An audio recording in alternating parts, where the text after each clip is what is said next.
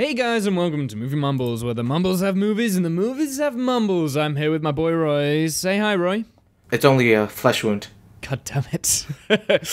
Today on Movie Mumbles, we're going to be talking about Dentists on the Job, directed by C.M. Penningworth Richards, starring Bob Monkhouse. Dentists on the Job is about two dentists who have graduated from their schools and come out to sell toothpaste. It's called Dream.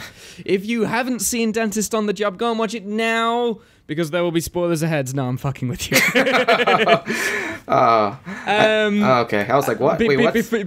Let me explain. So, when this was shown in the cinemas in Britain, there was this big thing right at the beginning when the Dentists on the Job showreel would start, and then over the top, like about it lasted for about 2 minutes. It's on the DVD as well, but you've got to click it as an optional extra. Okay. For the first 2 minutes, it would be Dentist on the Jobs, and everyone in the cinema was just like, "Wait, are we in the wrong cinema? Oh, wait, what?" And then there's just like this voice that comes over it. No, you've got the wrong. That's the wrong reel. Put the other one on. Put the other one on. And then Monty Python, The Holy Grail starts. Which is, that's more of Monty Python's random sense of humors. But yeah. So I thought I'd start it off doing that. So yeah. Okay. No, I get you. But anyway, now on to other things. We're actually going to be watching Monty Python and The Holy Grail. Well, we watched it. Today, which is my pick in the 1975 picks of randomly generated years. Yeah, just to clarify, what we did for this theme was pick a randomly generated number from like 1920 to 2016. Now we could have probably done 2017, but that doesn't matter. And we got 1975, so we're doing the movies that are from the year 1975, and of course that means we're talking about Monty Python and the Holy Grail. Can I say the summary for this? I wrote down something for this. Just a real quick note, there will be spoilers ahead, so go and watch it. So for Monty Python and the Holy Grail is the story of King Arthur and his Knights of the Round Table as they journey to find the Holy Grail. Knights of the Round Table. Along the way, they must face three-headed knights, black knights, knights who say "knee," enchanters, killer rabbits, and of course, the French. Wackiness, hilariousness, comedy ensues. Yeah, I know you're a big Monty Python fan. I'm not. I wasn't really that familiar with their works, although, to be honest, saying I wasn't familiar with this movie would be impossible, because even before having seen the movie, I've known a lot of the quotes and moments from this movie. This is such a memorable... It's one of those classic things that can be quoted over and over and over again. And to be fair, I actually don't like that about this movie, the fact that it is quoted over and over again, because... You know, it's the whole theory of, oh, let's tell this one joke, and let's tell it again, and then again, and then again, and grind it into the floor. Yeah, but luckily for me... luckily it works in the movie, because it's... Yeah, I'm kind of annoyed. Because it's all within context. Well, sort of. I'm kind of annoyed, though. I'll first off say I like this movie, but I'm so annoyed because, like, this is a case where you picked a movie, and you really liked it, and I also liked it, but whenever this is reversed, it's usually never the case. Like, I kind of wanted to hate the movie because... Yeah, no, that's because I only ever pick good movies. Shut up. Unless I'm intentionally picking bad films. Okay, you shut the fuck up. But anyway, okay, so but let's start talking about... This is an amazing film. Personally, for me, this is my favorite Monty Python film. I'm a huge Monty Python fan, but let me just go into the history really quick of Monty Python and me, right? So, growing up as a kid, my parents didn't like Monty Python. They were more Blackadder, which is another TV show starring Rowan Atkinson, who also plays Mr. Bean. You'll know him. They were more Blackadder fans, and then when I was growing up, I got that. My dad, I think, is a Monty Python fan. He likes half of the Monty Python stuff, but he never really introduced it to me. My mum hates Monty Python. 100% hates Monty Python. Okay. She just thinks it's weird for the sake of being weird, and that isn't funny, which is fair enough. So when I was 17, I was going out with this girl, and I was just talking about Blackadder and things like that, and she said, "Oh, that reminds me of that Monty Python sketch." And I'm just like, wait, what Monty Python sketch? Not really knowing too much about Monty Python. I mean, I knew of them, but I didn't really know any of the sketches, hadn't really seen anything before. And she was like, "Wait, you've never seen Monty Python? What?" And then a few weeks later, she buys me the Monty Python, The Holy Grail on DVD, and she's like, "Here, this is yours. watch this, go away, come back, and you'll be a Monty Python fan forever. So, long story short... Too late. I watched the film, never spoke to the girl again, but I'm in love with Monty Python 10 years later. So, Okay. So, let me just say my experience. I'm not a Monty Python fan. I'm not familiar with their TV show or any of their movies, but... It's very British, though, to be fair. To be fair, yeah. But it's a testament to their comedy and their cultural relevancy, where I've heard so many quotes and moments from just this movie alone. Yes. This might be one of the most quotable movies of all time, because... Like, I would say Life of Brian is probably more quotable. Are you sure? That's probably their more famous I'm not sure about that, because I don't remember too many moments besides always... look on the bright side. But anyway, like, I'm also a big TV tropes. Have you ever heard of the website TV Tropes? No, I haven't. Well, it's basically just about cliches and stuff, and a lot of the cliches in TV tropes are named after moments from this movie, so I was kind of familiar with that too. So pretty much, Monty Python's style is pretty much just... Monty Python? Whatever, fuck off. Did you just say Ponty Python? No, I said Monty. I have a speech impediment, okay? But anyway, their style of comedy is pretty much just random, seemingly pointless skits that subvert expectations. They always try to subvert expectations. That's a big part of their comedy. They're unpredictable. Of course, now they're not unpredictable because everyone knows their comedy, but they aim for the unpredictability, and I think that holds through in Monty Python and the Holy Grail, because there really isn't a plot per se. There's a through line. But it's really just kind of random skits. It definitely has... But there's some definite... They show their... This compared to their TV show before. The TV show literally was just sketches. The Holy Grail and The Life of Brian are the only two films, the only two really stories that have a constant thread going through. Even like The Meaning of Life, that was just a bunch of sketches as a feature length. Yeah, but even with the through line, it's mostly just separate moments, kind of. Yes, yeah, it is. But they're good moments, I think. That was how Monty Python at the time, and still are, like, that is how they were defined. They were a sketch show. So that's more the reason behind it. What I like about this film is the fact that the Pythons play pretty much every single character, apart from even some of the female characters. Well, not in this movie. I think they only did one drag character. I forget the names. The Dennis's mother, the anarchist. He's like... Yes, yeah. Okay. That's Terry Jones, who plays Dennis's mother, which is... Terry Jones in himself is, like, brilliant at doing that sort of role. All of the characters are played by the Pythons. The main characters. Anything that another Python has interactions with, it's all with one of the other And sometimes, I will say, sometimes you notice that, like, if there's two characters that are supposed to be in the same scene, and one of them's played by another, you can kind of notice when that happens. But it's like, you don't really concerned about that thing. You're more concerned about the comedy. Well, I think that's a testament to how well these guys act all the way through it. I mean, there was 6 Pythons. There's Graham Chapman, who plays King Arthur. There's John Cleese, Eric Idle, Terry Gilliam, Terry Jones, and the northern one, and I can never remember his name. Palin? Michael Palin, yeah, that's it. You know, it's a testament to how well they've gone through the TV show themselves, The Flying Circus, and how well they knew each other at the time, because they could play off each other, and they could play any number of different characters, and it works on screen. So it's an incredibly great testament. I want to talk about, I think some of the best moments in this movie come from when they play with expectations in, like, movie telling, like breaking the fourth wall. Okay, let me just explain a bit. So when I was first watching this movie, I, for some reason, thought the copy I had was some kind of messed up version because it had Swedish subtitles, and I was like, okay, I'll explain. I know. So I was like, okay, maybe there's something wrong with my version. And I checked other versions, and they still had the subtitles, and I was like, wait, what's going on? And then I found out.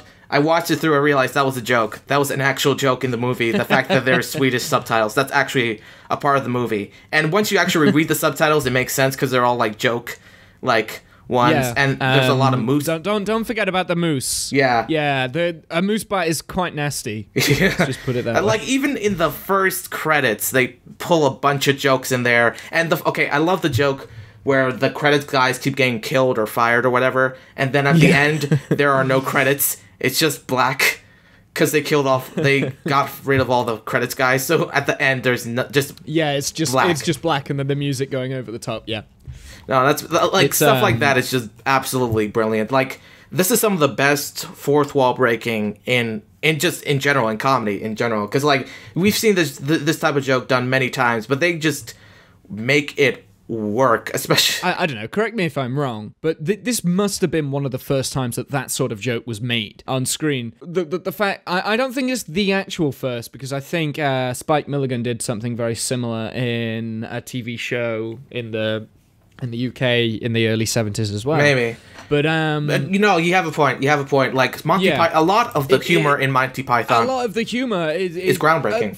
For the time, it was groundbreaking. No one had ever done it had been done, but I mean, not to this extent. Yeah, they took loads of different concepts, subverted the fourth wall in so much of a different way, and they made it work. There's not just verbal gags in there, there's visual gags, there's audio gags. Like, this is comedy, for me, at its best. This is like the golden age of British comedy. This is when British comedy was what everyone makes it out to be. Now it's kind of shit. Like, British comedy right now that's coming out, it's been shit for like 20 years. But back then, like, and this is all because of the Pythons. Like, and they did it again in the Flying Circus. They subverted the form. Yeah, so everything that they did subverted everything else. Yeah, and, definitely. It is just a really great way of putting it together. I want to talk about... So, we could spend all day talking about the many jokes and stuff. I want to talk a little bit about the Arthurian legend, because despite what you might think, there is some basis of fact in how they portray Arthurian legend. Terry Jones is actually a huge historian, and I'm not just saying that because a historian dies in the movie, but more so he actually did a lot of research on how like Arthurian times went, you know, the Dung Ages, as it was called. And, you know, he played with a lot of things that were in actual Arthurian legends, like the idea that Lancelot was an insane person who pretty much just kills a lot of people. That apparently has some basis in Arthurian legend. On the other hand, while he does try to keep some elements close to it, at the same time, he deliberately also distances himself. He deliberately made inaccuracies, usually just to play off what people think of, like, medieval times, essentially.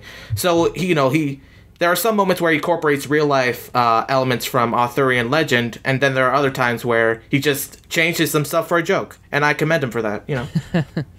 Well, yeah, I mean, and again, that's all the Pythons that, not necessarily the history side, but they will definitely, like, for instance, Eric Idle, he's a brilliant songwriter, and actually is very much, well, not very well utilized in this film as a songwriter, but you look at like all the research he does in writing a song, in making it, making it real. And I'm now moving on to a different film, but The Meaning of Life has a song called The Galaxy Song. Right. And it starts off with, just remember you're standing on a planet that's evolving and revolving at 900 miles an hour. And, like, it goes on like that. And it's just facts and figures, but it's such a compelling song. So for this film, it's very much Terry Jones's history element that does it. But because the Pythons are a mix of different characters from all over the place, like you've got Michael Palin, the northern guy, you've got John Cleese, the uppity, stick-up, tall snob, you've got Graham Chapman, who's always the hero, and Terry Gilliam, who is kind of always a bit of a patsy. Get it, because that's his character's name. But let me talk a bit about... It just keeps going on. Let me talk about Terry Gilliam, because we, obviously, of all the Pythons, he's probably the one that had the biggest career outside of the Pythons, because Terry Gilliam became a big name filmmaker after his work on mostly the animations for Monty Python. Now, his animation style is very iconic, that kind of cut-out stop-motion feel to it, and there are some definitely great moments in that, but it's crazy to think, like, he went from that to making these weird, imaginative movies. Yeah. Well, I mean, this film is directed by both the Terrys, and you see how well it's directed, because it's like I was saying with like the comedy elements. it's not just verbal comedy, which is kind of what you get nowadays. You've got visual comedies. You're utilizing sound in different ways. Like, for instance, when they're galloping along and then they come across the Black Knight who will not pass. It's very galloping music, and then and then it's like the sound is very jarring. It's very different, but that's hilariously funny. And you're getting a joke out of that. Yeah, and there's also a mix with playing with the medium, because the first scene after the credits is you hear horse galloping, and then you find out it's literally just a guy banging coconuts, which is how actual like sound artists actually replicate horse galloping. That's an actual stuff, and they did that because they couldn't afford actual horses. So they made a joke out of that. It's funny. Again, and they did that all the way through. They made like these jokes out of things that restrictions that they had. It's only immortal. They made the jokes about them, and it then became something else. It became something to keep the ball rolling, and then they just thought, you know what, let's just keep going with this.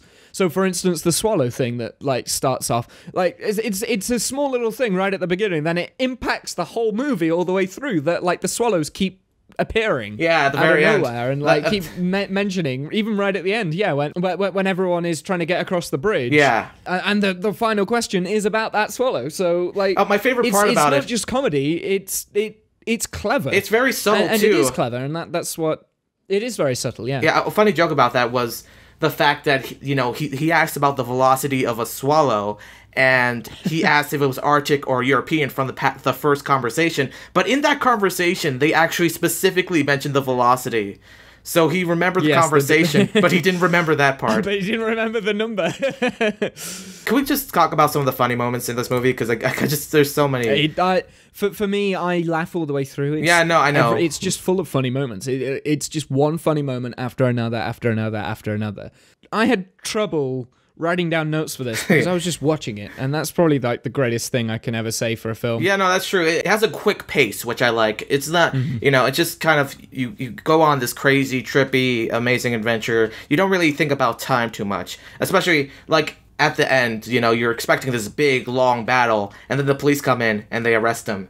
Like that kind of like it just, and then that's it. Yeah. Yes, it is. It's Let me talk about that, because the police thing is part of a running gag where randomly a historian's introduced and he's trying to explain King Arthur's story, and then a knight comes out of nowhere and just kills him, and then throughout the movie you see little snippets of like the wife and the policeman investigating it, and the murder investigation, and then randomly at the very end, like they arrest King Arthur and his men and all that stuff.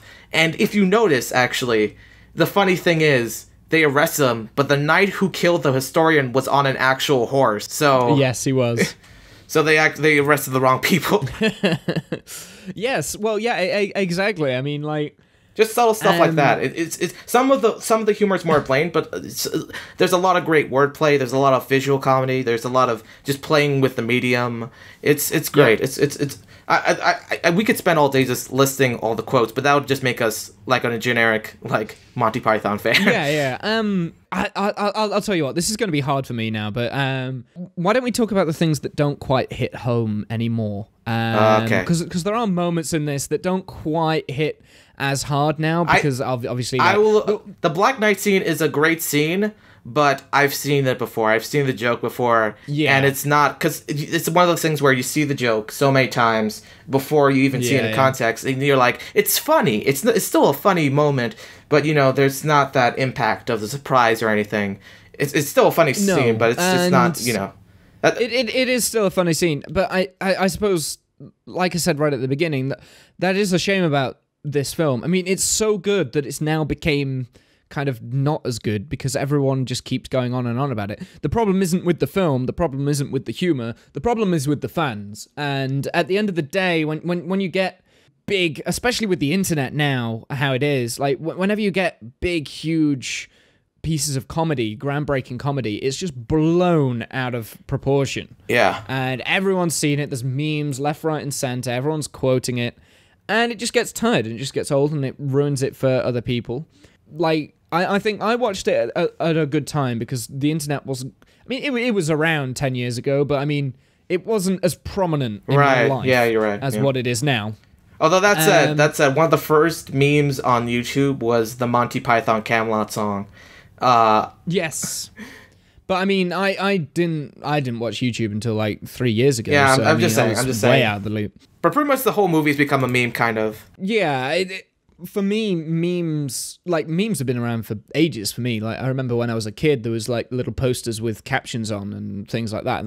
That's what a meme was, not internet memes, but those were memes, and I believe we called them memes back then. I don't know. But the point that I'm trying to make, the film now does fall short in a few areas, and I don't like to admit on that. I think maybe it's I mean I've watched this loads of times. I've seen it hundreds and hundreds of times, and well, maybe not hundreds, but it's now got to the point where I start discovering humor and started to discover that I already knew what was going to happen, kind of thing, if you know what I mean, in places. Although, having said that, I did watch this all the way through, and I was just like, okay. Again, like I didn't write any notes.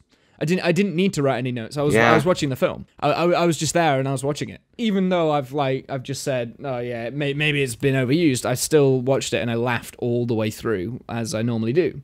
So I don't know. Yeah. But another thing that doesn't quite work here, and this is a personal thing, the British political humor. Okay. Political humor never lasts, and it's a shame that it's in here. So what moments are you talking about specifically?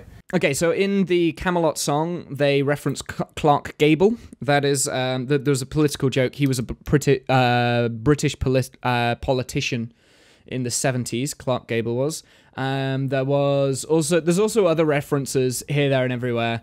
The dictator stuff still works though. Right at the beginning with King Arthur, that still works. Yeah. That was still really funny. So some political humor does work, but when they reference modern day humor, and they like, and you know that's kind of to be expected. Now if they put like Donald Trump in there, like just randomly put Donald Trump in there as the president as like a joke. In 5 years, 10 years, or however long it takes for him to get out of office, that's not going to be funny. Yeah, no, that's not going to be relevant. That's less an issue with Monty Python and more an issue with timely humor in general. Like that's always going to be an issue. I do think, you know. That said, there are some moments where I kind of could predict a joke even if I wasn't experienced to it. Not to say it wasn't funny, but there are some moments where I was like, okay, I think I know where this joke is going to play out. Like the witch hunt scene. Well, yes. The witch hunt scene, while I think it's still a funny scene. I love that scene, actually. It is a great scene. It's the twisted logic that they have to do that. Yeah. And I think it's fine for you to expect that she's a witch. Yeah. Because of the amount of bullshit logic that comes out of it. It's still a funny punchline at the end when it turns out she actually does weigh as much as a duck, and that makes her a witch. But it's still at the same time, it's you kind of fair cop. But at the same time, it was a moment where it's like, okay, I know how sort of this joke's gonna go. It's still funny. It's still like, I'm not gonna say it's still it's a bad joke. It's still a good joke. That and the bridge scene, I thought, was also like, you kind of knew what was gonna happen. Except the ending. I did think the ending was kind of clever with the swallow bit, but otherwise I kind of got the gist, you know. I think the thing I like the most about this film, that's the visual and audio humor, and I've already said that, but it's something that comedy doesn't have anymore. Have we done a movie, Mumbles, about comedy? I'm so forgetful. We did one where you just talked about your favorite comedies, and I said nothing throughout. Yeah. Oh shit! I can't remember now. Yeah, no, yeah, you talked a bit about it. But continue explaining. Did I speak about Monty Python? I don't think as much. I can't. Okay. You spoke about Edgar Wright, I think. All I'm gonna say is that for me, this sort of humor is groundbreaking, and it still holds true. A lot of it does today, especially like the different areas of like the visuals and the audio, and just it's taking filmmaking, twisting it, and then presenting it as something else, subverting a form, and that's the best sort of comedy. And there are some directors who are still doing this, like Edgar Wright is a good example, who are still playing with the medium. The majority aren't, though. But yeah, no, I agree. Like, that's a shame. It's not even American or British comedy, it's like most comedies are It's comedies in general. Yeah. Oh no, I would actually say American comedy has advanced higher than British comedy. Oh, really? British comedy these days is trying too hard and just ridiculous kind of thing. It's not I don't know, it's just not there anymore. Whereas you get some really good American, not films but TV shows actually that I'm thinking of that have good comic styles that you're like, oh well, that's pretty cool. Yeah. But anyway, that's the end of our Monty Python and the Holy Grail. Yeah, is there any final thoughts before we finish it off? I really enjoyed watching this film. I might go and watch it again. Definitely, it's a really good movie. It's still, you know, even though a lot of the humor, it's not dated, but, you know, it's lost some of its edge because people have been repeating it.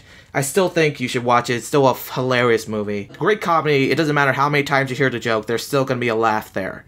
You know, like, that's a testament to good comedy. But yeah, that is it for Monty Python and the Holy Grail. Now, continuing the theme of 1975 films is going to be my pick for 1975. And honestly, I'm surprised we haven't gone through this one already. Okay, you ready, Womble? Get on with it! Do-do. Do-do. Yeah, okay. I get it.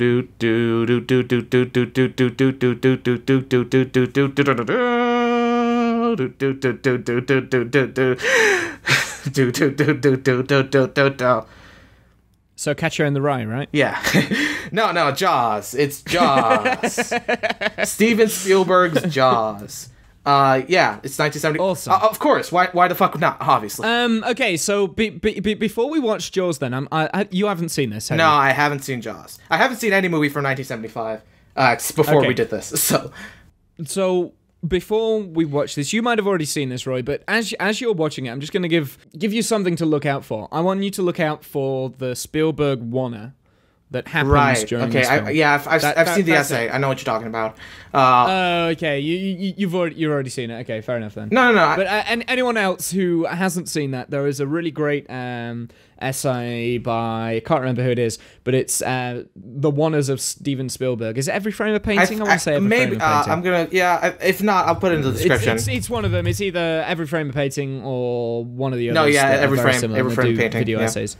And there is one shot there's a Wanna in Jaws. I'm not going to discuss it because we'll discuss it later on. Okay, gotcha. But, for me, it's my favorite Wannas, probably of all time, because it's not over the top. No, yeah. Okay, but anyway, yeah. So yeah, Steven Spielberg Jaws, obviously it's a famous, influential film, one of the first major blockbusters. There's so much to say about it, but now's your chance to check out Jaws if you haven't already, like me, but you should have probably watched it by now. But yeah, so go and watch it anyway, because then it'll be relevant in your heads when you listen to the podcast, because you're totally coming back, right? Yeah, right? Yeah. Right. We got so. Please come back. We need you. We need the views. We've got so many. We need the attention. We need it. We have so many loyal viewer out there. But yeah. Later, nerds. Yeah. Adios, muchachos.